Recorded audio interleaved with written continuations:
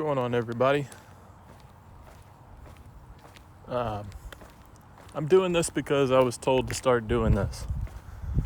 I'm walking around my neighborhood on a beautiful mid-morning in Hewitt, Texas. My name's Kyle Robarts. I'm a real estate investor. I started during COVID, like a lot of people, getting interested in ways to diversify. Thought I wanted to do stocks for a while. Listened to a guy named Clay Travis. You might have heard of him. Owned Outkick Coverage. It's a sports blog, and he was big on stocks. In fact, we took a tip from him and did well in the WWE stock when they renegotiated their Fox TV rights. But that wasn't, although we did well there, I never felt real safe with it. It always just felt like a gamble. It felt like I was at Vegas rolling the dice, hoping that it may return. And we did it again with Penn National, who had bought Barstool Sports during the peaks and valleys of the stock market in the opening months of COVID. Did well again. But I just wasn't secure in it. It felt, once again, like I was just rolling the dice every time. So I started to read a little bit more. My dad sent me an ebook. I bought it for 99 cents. I don't think that ebook gave me a bit of information, but it did point me to two books. And so I read this book called The Millionaire Next Door. And it pointed me to another book called Rich Dad, Poor Dad by Robert Kiyosaki, which a lot of real estate investors will tell you is kind of the blueprint for what got them started. But honestly, Millionaire Next Door helped me out a lot because it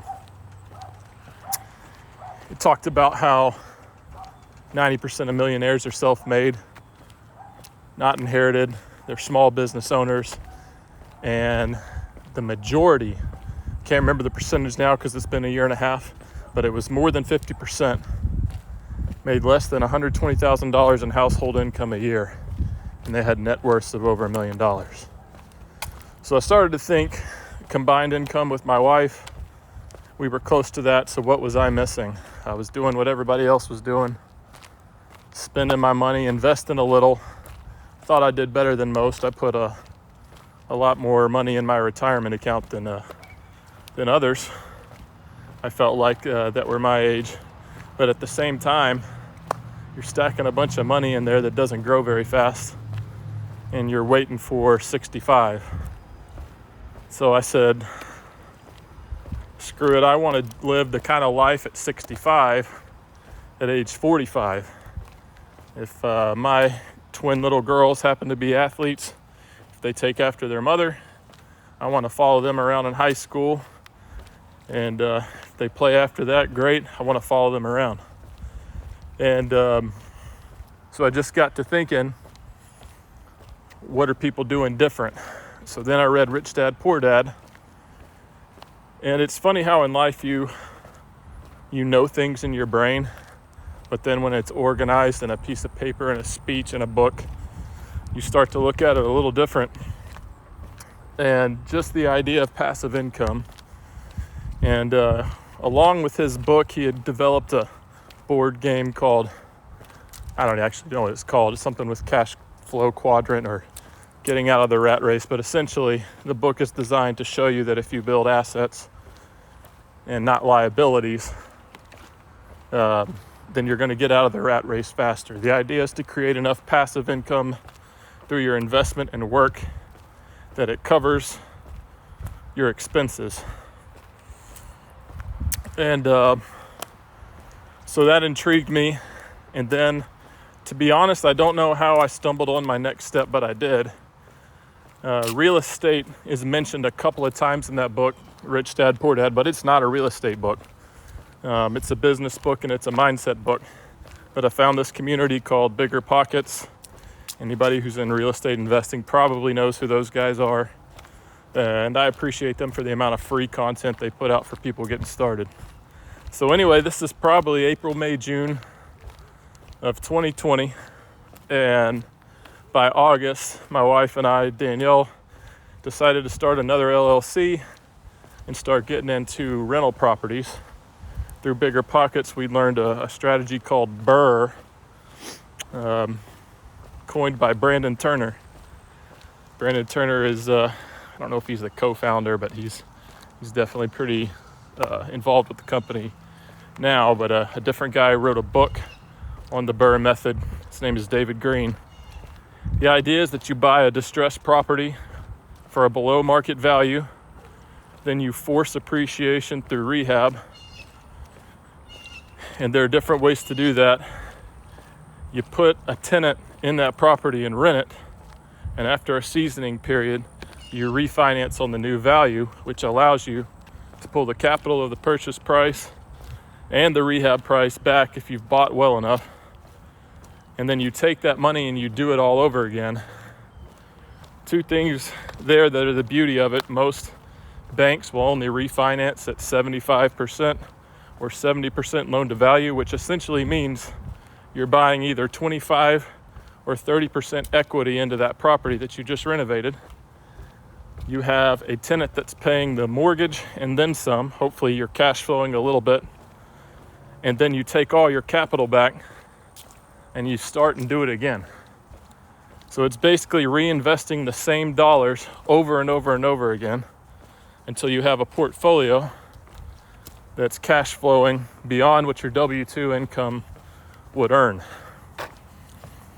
So, and I can say this, if my first project had gone poorly, I don't know that I would be doing what I'm doing today. And we'll get to that in a minute.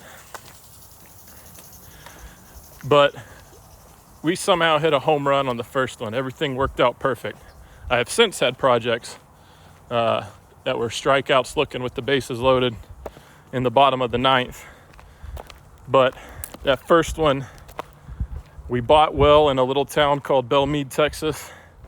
We can thank our real estate agent for bringing us a property before it hit the market, so we were able to buy it a little cheaper because we could guarantee sale. And we talked about distressed property. Distress can mean a lot of things. It can actually mean the physical look of the property. You can see a hole in the roof. That gets me excited because I can probably buy it for less than a house that looks pretty good. But other things can mean distressed. People have problems. They go through foreclosures. They go through divorces. A parent passes away and leaves kids the house, and in our situation it was that. A man had passed away, left it to his 3 kids, and it was in bad shape, and they just wanted to get rid of it as quickly as possible. So we went in, bought the house for $78,000. I put in $52,000 in rehab. I was all in at $130,000. I put a renter in for $1,700 a month. And then after a 6-month seasoning period, a bank took out a new loan, a cash out refinance essentially, on the new value of the property, which appraised at $175,000. It was 70% loan to value. And that gave us a mortgage of $122,500. And our all-in cost was $30,000. $130,000, excuse me. So we left essentially $7,500 in our deal. We now own 30% equity in a $175,000 house, and the $1,700 a month in rent after mortgages, insurance, taxes, property management, and savings for capital expenditures, which means if a roof ever busted or an air conditioner ever busted, we'd have money there to cover it without dipping into our personal savings. We're cash flowing about $300 a month on that one. So we get all our money back. We paid the people back that lent us the money. I got a home equity line of credit on my primary residence. I had enough equity, basically the worth of your house minus what you owe on the mortgage, and then a bank again will loan you about 70% of that difference. And that's what we use for our renovation budgets. And if we go over, we got to find that money elsewhere. And so I posted, I've continued to read I've continued to listen. Main people I listen to are the Bigger Pockets Real Estate Podcast, the Bigger Pockets Rookie Real Estate Podcast, Grant Cardone's Real Estate Podcast, Bradley, he's more of a, and that's Brad, L-E-A, he's more of a mindset guy, business guy, sales guy, and those are the 4 or 5 podcasts I essentially listen to. I've read over 40 books on real estate, read about 5 books on negotiation, read about 10 books on mindset, and this is all since about May of 2020 of last year. And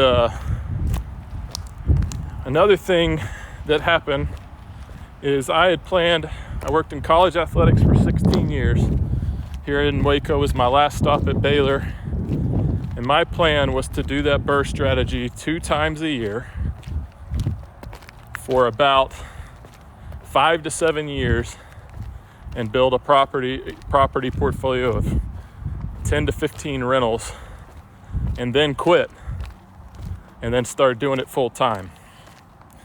I decided to accelerate that a little bit. Danielle, my wife, got her real estate license, and the Hall of Fame coach I worked for left.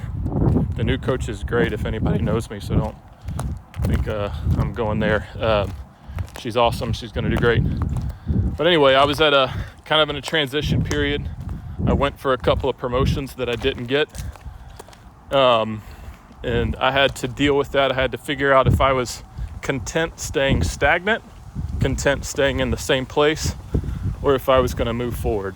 Not a lot of money in college athletics unless you're at the top of the administration chain, and with a wife and 2 kids and stuff like that. I just decided that I was going to risk a lot to provide a different kind of lifestyle. And luckily, we already had this going. We were actually into our second project when I quit. My last day was August 5th of 2021. Danielle got her license in September, and we jumped in with both feet.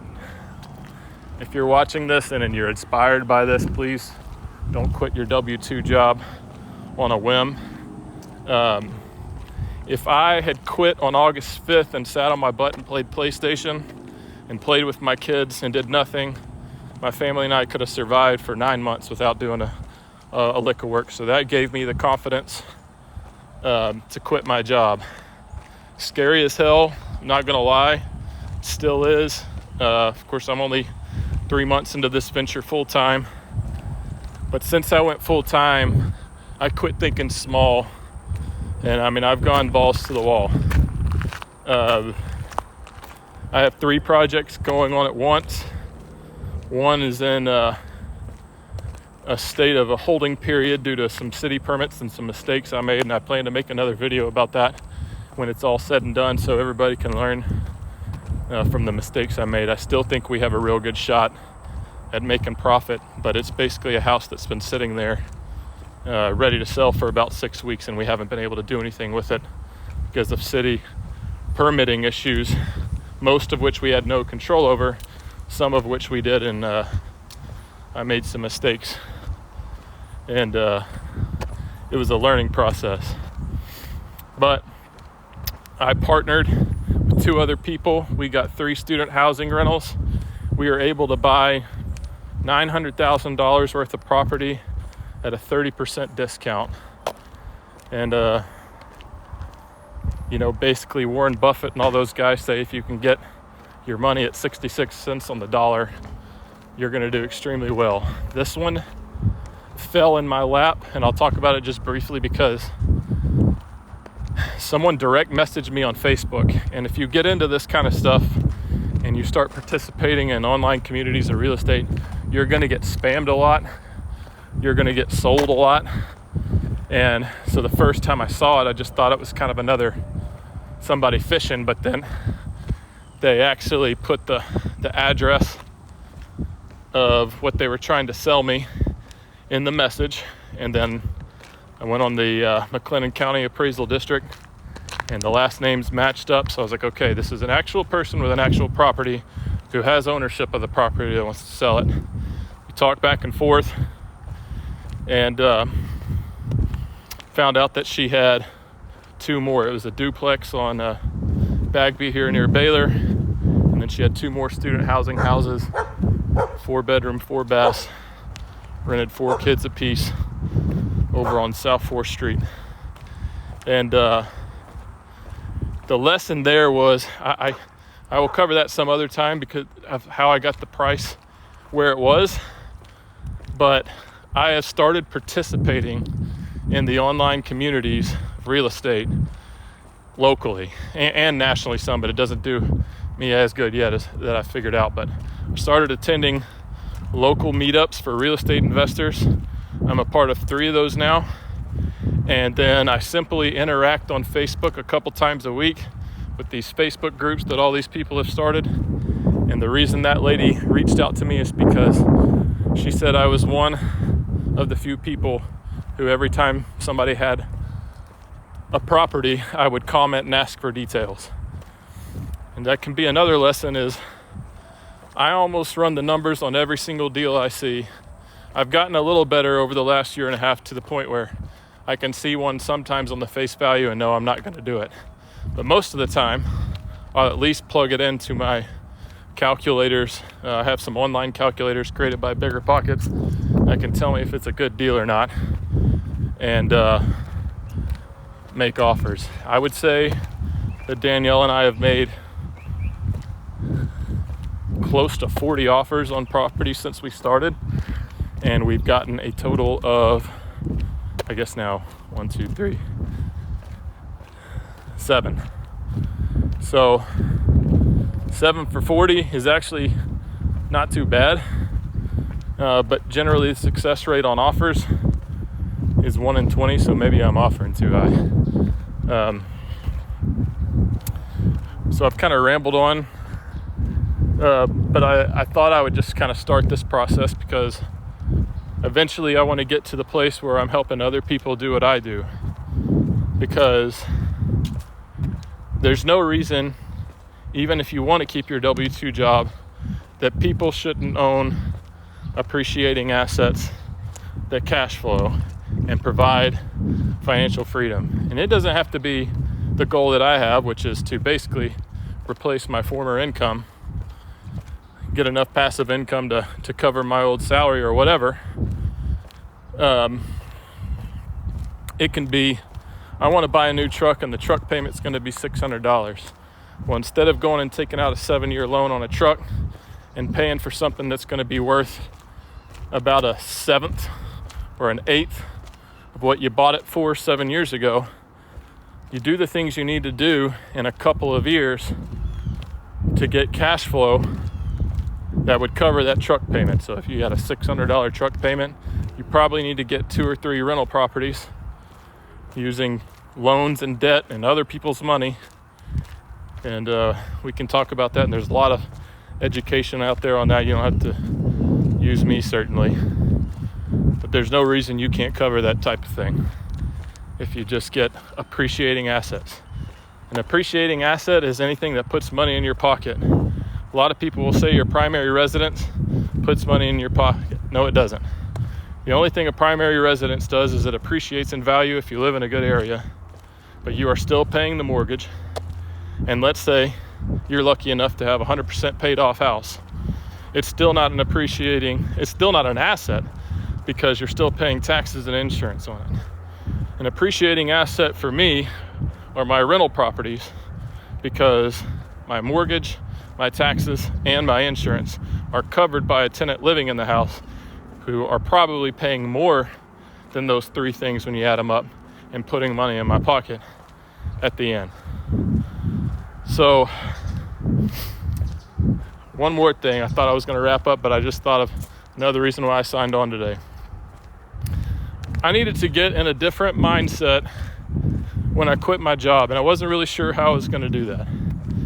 I'm real into fitness. For those of you who know me, I honestly hate being 6'9", and especially early on, I grew late in life and I didn't really get tall and top out until I was 25 years old.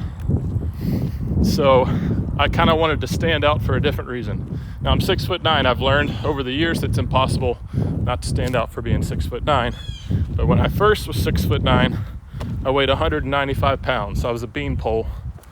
And over the last, I think in 2005, it was July of 2005, I decided that I wanted to take care of my body and put on muscle. And I weigh 240 as of this morning. And that's actually down from 256 because I got a little tubby eating all those catered meals on the road with the Baylor women's basketball team.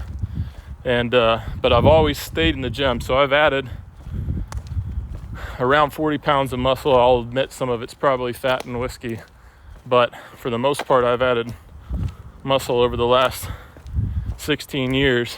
It first started out because I wanted to stand out for something different, and then it became literally my only hobby.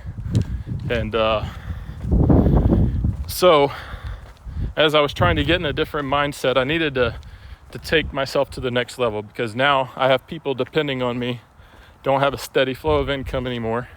I'm self-employed, and I literally have 2 4-year-olds and a wife who will be looking to me for where their roof over their head's going to come from, where their meals are going to come from, where their gymnastic lesson fees are going to come from, their swim lesson fees, clothes, all that. So part of that is something I'm thankful for when I just jumped out and did this full time, because if I didn't have the motivation that I've got to figure out where my next dollar's coming from, I don't know that I would be trying to work as hard. So I had seen a couple of things, and like most people, I'm too quick to judge. I saw this program called 75 Hard. I tried it once and failed it when my wife and I were going to try to do it before we went to Hawaii. And then when I was in Hawaii, I started thinking about, well, what does it mean if I can't follow through with something? What does it mean if I can't commit to something for just 2.5 months and I can't sacrifice the things I love? I like my whiskey. I like to have fast food here and then. I like my pizza. I get into my kids' snacks. And so I decided to learn more about it, and I'm glad I did, because when I saw people posting about 75 Hard on social media, all I saw was the physical aspect of it. See these dudes or girls, they're in a certain state of fitness, and what's funny is fitness people are attracted to fitness people. So 75 Hard started out with a lot of fitness people who already had 6-packs, so it's kind of like ridiculous, you know, that they go, okay, so I had a 6-pack and now I got a 9-pack at the end. Congratulations. So I'm not saying I had the perfect physique, but I've been working out for a long time. What I learned about this program was that it was a mental toughness challenge. The physical part was the thing that the people on the outside could see. You can see the transformation. They make you take a picture every day. I hate taking pictures, and you're supposed to take one at the end. I haven't decided if I'm going to post mine yet or not. I don't know how I feel about that. I may do it. But the dude's name is Andy Frischel. I don't know if I'm pronouncing it right, but you have tasks. You got to read 10 pages a day. For me, who had been reading a lot of real estate books and business books, trying to get in a better mindset and strategy for what I'm going to do with the rest of my life, I thought that would be easy, because I was reading 2 or 3 books a month. But honestly, that is one of the hardest things I found, because generally I'll sit down and I'll read 70 pages or 100 pages in a day, but then not touch it for 3 or 4 days. So honestly, just the 10 pages of discipline has been tough, and in a way, I'll admit, sometimes I wish I didn't have it, because I feel like I might read more if I didn't just have to think I was checking off a box of the 10 pages. The other is to drink a gallon of water a day. I've been doing that since grad school, when I back around 2008. So that one's been pretty easy for me. Taking the progress picture, which you think would be hard, but I mean think would be easy, but I don't like to do it. And some days you get busy and you forget. Try to do it when I first wake up every morning. Work out 2 times a day. For me, Monday through Friday, that's a given. for one workout a day, the second workout has to be outside for an additional 45 minutes. So you are seeing me go through 75 hard right now while I'm on this video because I'm doing my walks. So Saturdays and Sundays I take 2 45-minute walks because I do enough strength training in the week that it doesn't make sense to not have recovery there. And I think I'm forgetting one. Oh no, yeah. So the discipline of the eating. You're supposed to stick to a diet and follow it. No cheat meals, no alcohol. So I tried one for the first 13 days, and it was the Atkins 40, which is basically now a keto. It's keto, but you're allowed 40 grams of carbs. Well, I tried keto in 2019, and the same thing happened to me. I thought, since I was measuring precisely this time, that if I did the exact macro count that I was supposed to, my stomach would react better to it. It did not. So I had to pivot. And it took my body about 3 days to readjust, but I still watched what I ate, but I added carbs back and reduced the fat. I'm literally eating like sticks of butter to try to get the fat content. It's crazy. So now I'm on basically a macro count for power lifters and a calorie restriction. So generally I eat whatever I want within the confines, and then I make myself eat the only vegetable I'm willing to eat most of the time, which is broccoli. So I eat 2 full cups of steamed broccoli every day. So when I heard about 75 hard, you know, it was more of like the mental toughness, and they're like, yeah, it's easy day 1, it's easy day 10, come back and talk to me, you know, on day 20 or 25 or day 46. And I'll admit, I mean, I've almost quit a couple times. I had my 2 4-year-olds by myself for 5 days. I had to do all their stuff. Shout out to my wife for all the work that she does every day. I try to be a very helpful dad and involved, but then when that happens, you realize how much you really don't do. So I've tried to use that lesson also to step in more at meal times and bedtimes and things I wasn't helping out with before because of that experience. But man, it was hard. My kids are kind of going through the phase where they're scared of everything. So it was hard to work out twice a day. They didn't want to go on walks. And so I had to get creative. I got them to do 2 walks in those 5 days. And I've just learned that the discipline of every day has flipped a switch, and I really felt that switch really flip yesterday when I was on one of my walks, which has prompted this video. I literally got in a zone that I don't think I've come down from yet. I wrote a business plan in an hour for something I want to do separate for passive income outside of real estate. I watched I paid for Grant Cardone's business marketing training. I don't know exactly what it's called, but it's a training program, and it goes through 12 or 15 lessons. And I got up at 4 this morning, and I watched them till 7:30 till everybody was up and around the house. And my mind's racing, and I realized that I'll probably have a crash soon. But this is the first time I've felt so motivated, even to another level. I've been motivated to succeed for a long time, but I feel like right now I'm on another level, and I just wanted to share it with a few people. I've got 100 followers on this Instagram account. I don't think many people will see it, and that's okay, but I'm going to save it, and I'm going to make more, and then maybe one day people will go back to the beginning. So once again, I'm Kyle Robarts. I'm from Waco, Texas. I recently quit my job to become a full-time real estate investor. And once I get my ducks in a row, I'm going to start mentoring other people so that they can do the same thing. Hope everyone has a good week. And like the quote said today, don't wait to take action. Whatever you think you can do to better yourself financially and get yourself in a position, whether it be real estate or side hustle, don't sit there and think about it too long.